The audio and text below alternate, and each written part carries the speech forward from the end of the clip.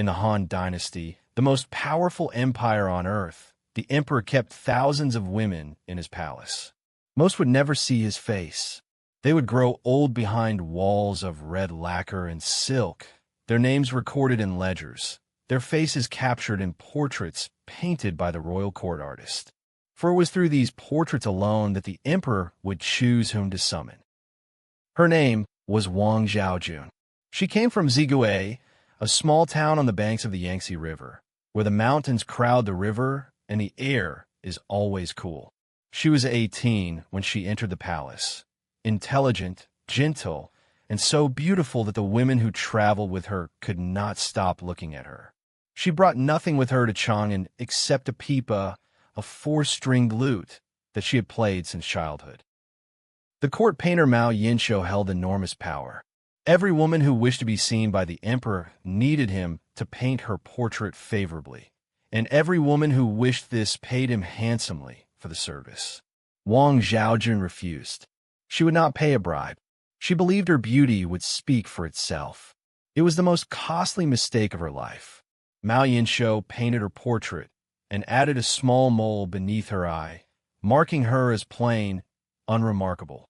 The portrait was filed away. The emperor never sent for her.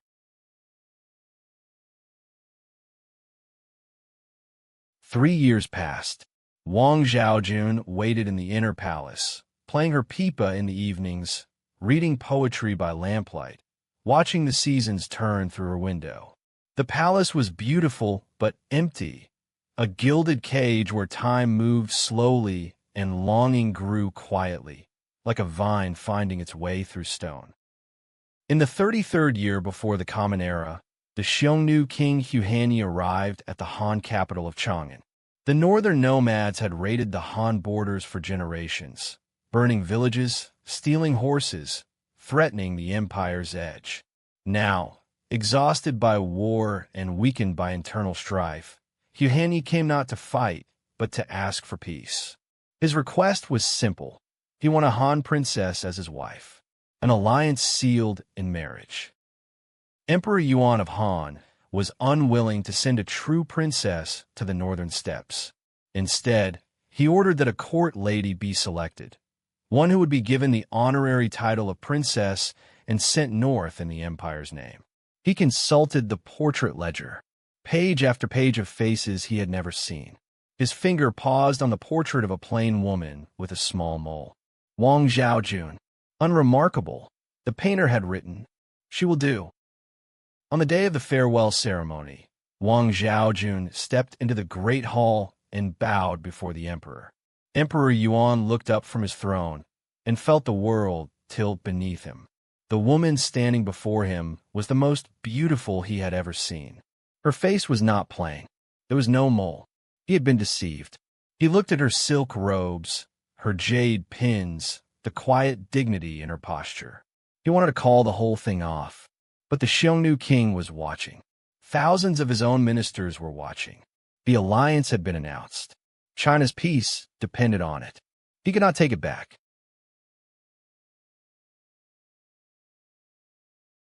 Emperor Yuan summoned Mao Yinshu immediately. The painter was brought before the throne and questioned. He confessed. He had distorted the portraits of women who would not pay him, and concealed the beauty of those who refused. The emperor ordered his execution, but no punishment could undo what had been done. Wang Zhaojun was already preparing to leave. The night before she left, Wang Zhaojun dressed with great care. She chose her finest Han robes, layered silk in deep crimson and gold, embroidered with phoenixes. She pinned her hair in the style of the Han capital, adorned it with jade. She looked at herself in the bronze mirror for a long time. She was 21 years old. She was leaving everything she had ever known, her family in Zigay, the sound of the Yangtze, the taste of home, and she was choosing to do it gracefully. At dawn, the departure procession assembled at the northern gate of Chang'an. Wang Zhaojun rode out on a white horse, dressed now in northern traveling robes, but with her pipa strapped across her back. Thousands of people lined the streets to watch her pass. Some wept. She did not look back. not because she did not want to, but because she had decided, in the long, quiet night before, that the bravest thing she could do was ride forward without hesitation and let China remember her that way. The procession rode north for weeks. The landscape changed slowly. The green farmlands of the Han heartland gave way to dry plains, then to scrubland, then to the yellow earth of the frontier. When they reached the Yellow River, Wang Zhaojun paused on her horse. The cold wind came from the north. She looked south, across the brown water, toward everything she was leaving behind. Then she urged her horse forward into the crossing. A legend has followed Wang Zhaojun through the centuries. As the procession crossed the borderlands, she took out her pipa and played. The music rose into the autumn air, a song of homesickness so heartbreaking that the wild geese flying south heard it, forgot to fly, and fell from the sky. From that day forward, she was called the Fallen Geese, one of the four great beauties of ancient China, the woman whose music was so sad it stopped the birds in flight. Wang Zhaojun arrived at the Xiongnu court and was received with great honor. Huhanyi gave her the title Ninghu Yinji, serene consort who pacifies the Hu. She bore him a son. When Huhanyi died, following Xiongnu custom, she was required to marry his son from a previous wife. She wrote to the Han emperor asking to come home. The emperor replied, "Follow the customs of the land where you live." She obeyed. She bore 2 daughters. The borders between Han and Xiongnu remained peaceful for 60 years.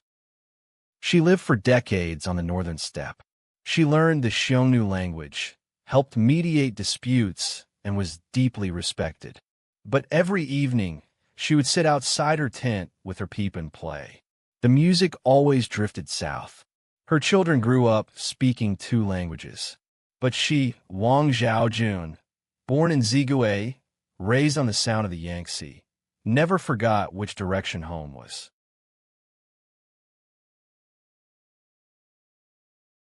After Huhanyi's son died, Wang Zhaojun sent one final letter to the Han court. She was older now, her children grown. She asked to come home. The new emperor, Han Qingdi, considered the request. His ministers advised him, if she returns, it will destabilize the alliance. The reply came back north in the autumn. She was to remain. She died on the northern steppe. We do not know the exact year. We do not know how old she was. We know only that she never came home. Today, near the city of Hohhot in Inner Mongolia, there is a small hill called Qingzhong, the Green Mound. Tradition says this is where Wang Zhaojun was buried. In every season, while the land around it turns dry and brown, the mound stays green. For 2,000 years, people have come here to leave flowers and burn incense. Poets have written about it. Painters have painted it. They come to remember a young woman from Zigue who played her pipa so beautifully that the geese fell from the sky. Wang Zhaojun never conquered armies. She never ruled an empire. She was a young woman who refused to pay a bribe, was punished for her pride, and then, when fate handed her an impossible situation, chose to walk into it with her head held high and her pipa on her back. For 60 years, her sacrifice kept the peace between 2 civilizations. The music she played on the borderlands has echoed through Chinese poetry for 2,000 years. She is one of the 4 great beauties of China, not because of how she looked, but because of what she chose to do with the beauty she was given.